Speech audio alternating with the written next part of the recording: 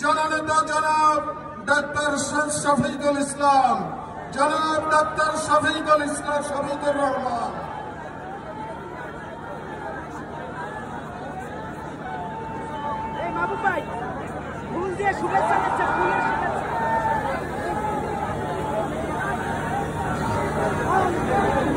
সম্মানিত ভাইরা, এখন এটিএম আজহারুল ইসলাম ভাইকে বরণ করে নিচ্ছে। সেই মিথ্যাকে বিলুপ্ত হতেই হবে। আল্লাহ যা বলেছেন সত্য বলেছেন। আসসালামু আলাইকুম ওয়া রাহমাতুল্লাহ।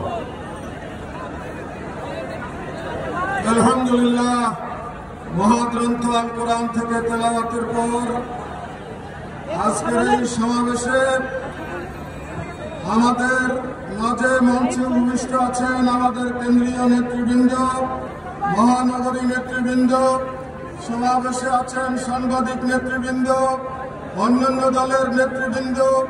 আমরা সবাইকে স্বাগত জানাচ্ছি। এখন ওলামায়ে কেরাম